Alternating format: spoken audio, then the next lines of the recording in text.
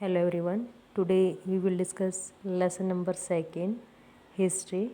Keep it continue. Last day we discussed about the war of Marathas and the supremacy of British government. Today we discuss about next. In the late 1830s, the East India Company became worried about Russia. 1830 के दशक में जो east India company थी वो चिंतित थी किसको लेकर, रसिया को लेकर. It image that Russia might expand across Asia and enter India from the north west. उनको किस चीज़ का डर था कि जो रसिया है, रूस यानी, वो एशिया में आएगा, एशिया में इंडिया, और इंडिया में कौन सी डायरेक्शन से, नॉर्थ वेस्ट की साइड से भारत में एंटर करेगा. ड्राइवन बाय दिस फियर, यानी अंग्रेज़ों को इस चीज़ का डर था. The British now wanted to secure their control over the north west. अपनी सुरक्षा के लिए अंग्रेज़ों ने जो उत्तर पश्चिमी हिस्सा है उसको सुरक्षा प्रोवाइड करना शुरू कर दिया कि उनको रोका जा सके. They fought a prolonged war with Afghanistan between 1838 and 1842 के बीच में किसके साथ लड़ाई होती है, अफ़गानिस्तान के साथ. And established indirect company rule there. अप्रत्यक्ष रूप से वहाँ पर भी कंपनी अपना शासन स्थापित कर लेती हैं. Sindh was taken over in 1843. Sindh क्या है, एक एरिया है जो एट प्रेजेंट पाकिस्तान में है. इस पर भी अंग्रेज़ों का अधिकार हो जाता है. Next in line was Punjab. फिर पंजाब पर, but the presence of Maharaja Ranjit Singh held back the company. लेकिन जो वहाँ के राजा कौन थे, महाराजा रणजीत सिंह, वो इनसे लड़ते हैं और इनको हरा के वापस कर देते हैं. बट उनकी डेथ हो जाती है. Two prolonged war were fought with Sikh kingdoms. Ultimately in 1849 Punjab was annexed. Pakistan के साथ अंग्रेज़ों की 2 बार लड़ाइयाँ होती हैं महाराजा रणजीत सिंह की डेथ के बाद. तो एट लास्ट जो 1849 है, पंजाब पर भी अंग्रेज़ों का क्या हो जाता है, अधिकार हो जाता है. तो इट मीन्स धीरे धीरे करके बहुत सारे ऐसे एरियाज़ थे जो अंग्रेज़ों ने अपने अंडर में ले लिए. The doctrine of lapse.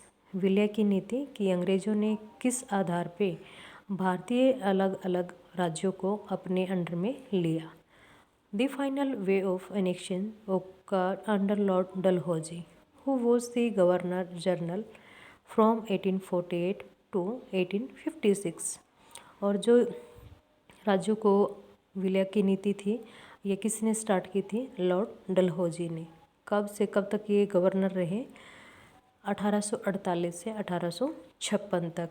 जो लॉर्ड डलहौजी हैं इन्होंने बहुत सारे अच्छे काम भी किए थे अपने इंडिया में, लेकिन टारगेट क्या था, प्रॉफिट को कमाना.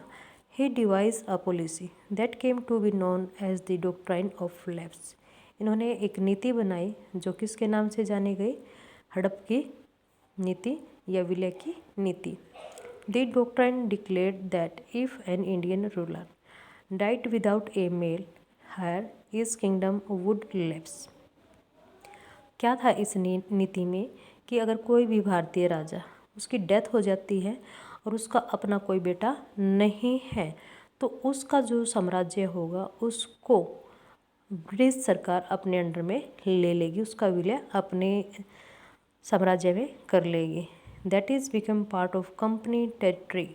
और वो कंपनी का जो जहाँ जहाँ कंपनी का हिस्सा था उसका एक पार्ट बन जाएगा. वन किंगडम आफ्टर एनोदर, एक के बाद दूसरे ऐसे बहुत सारे स्टेट थे जो अनेक्स किए और इस नीति के अंडर उनको लिया गया. सबसे फर्स्ट था सतारा, फिर संबलपुर, उदयपुर, नागपुर, झांसी. इनको यहाँ से उन्होंने अपने अंडर में लिया. Finally in 1856 the company also took over Awadh. 1856 में कंपनी जो है अवध को अपने अंडर में ले लेती है. This time the British had an added argument. इसमें कंपनी क्या आर्ग्यूमेंट देती है, they said they're obliged by duty, कि जो वहाँ के शासक हैं वो प्रशासन चलाने में नाकाम हैं। To take over Awadh in order to free the people from the misgovernment, और इस प्रकार से वो अवध पर अपना नियंत्रण करते हैं और लोगों के साथ क्या है कुशासन का आरोप भी किस पे लगाया, शासक पर, जो वहाँ के शासक थे। Enraged by the humiliating way in which the Nawab was deposed, और इस प्रकार से शासक को हटा दिया जाता है। The people of Awadh joined the great revolt that broke out in 1856, और इस प्रकार से धीरे धीरे करके बहुत सारे एरिया पे अंग्रेज़ों ने अपना शासन किया, और जो अवध के व्यक्ति थे गुस्सा आता है, दुखी होते हैं, और ये गुस्सा कब फूटता है लोगों का, 1857 की क्रांति में देखने को मिलता है।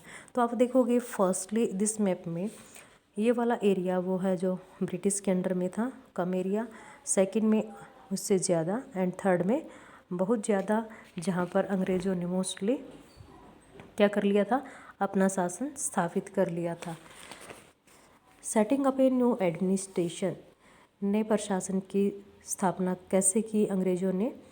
Warren Hastings governor general from 1773 to 1785, governor general कौन बनता है 1773 से 1785 तक, Warren Hastings was one of the many important figures who played a significant role in the expansion of company power, एक बहुत ही मुख्य भूमिका निभाने वाला व्यक्ति और जिसका अपने आप में ब्रिटिश इतिहास में अपनी भूमिका है, कंपनी के विस्तार में बहुत अच्छा रोल प्ले किया।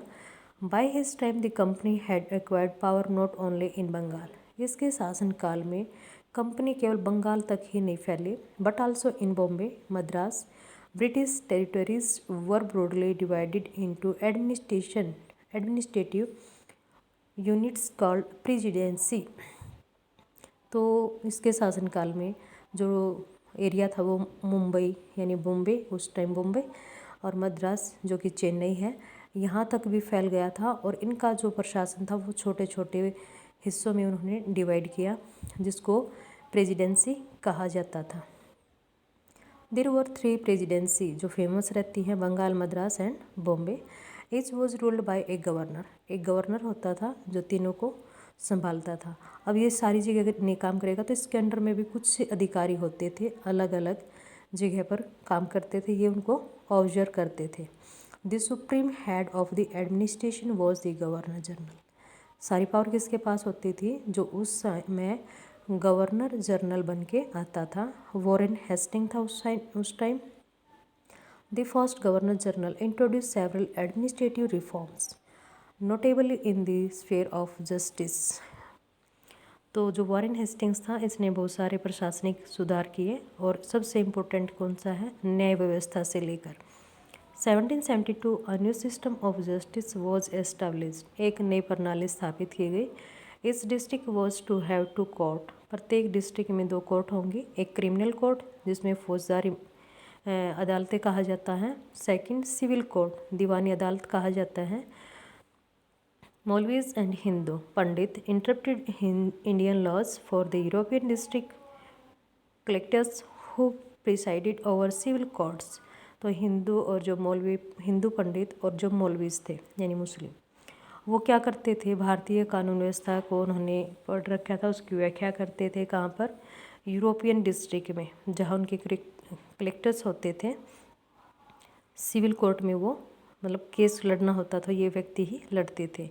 The criminal court were still under एक काजी, काजी कौन होता है, जज होता है, जो मुस्लिम यानी उर्दू का वर्ड है। And A Mufti but under the supervision of collector, जो मुफ्ती है वो किसके अंडर में काम करेगा, कलेक्टर के। तो यहाँ पर कुछ डेफिनेशन है, जैसे काजी कौन है, जज होता है, और मुफ्ती कौन है, a jurist of the Muslim community responsible for expounding the law that the qazi would administer, एक व्यक्ति मुस्लिम समुदाय का जो कि काजी के अंडर में रह के प्रशासनिक व्यवस्था करता है, कानून की व्याख्या करता है। इम्पीचमेंट महाभियोग, a trial by the house of Lord in England for charge of misconduct brought against a person in the house of Commons. अगर कोई व्यक्ति सरकार के अगेंस्ट जाता है, नियम नहीं मानता, तो उसको महाभियोग प्रक्रिया के द्वारा हटा दिया जाएगा। तो ये कुछ वर्ड हैं, डेफिनेशन है, आपको स्टडी करनी है। And you are also doing this work only this. जहाँ जहाँ पर भी आपको ये येलो कलर है, ये वो एरिया है जहाँ पर अंग्रेज़ों का शासन था, तो इसको आप इंडिया का मैप लेके फिल करेंगे। Thank you, have a nice day.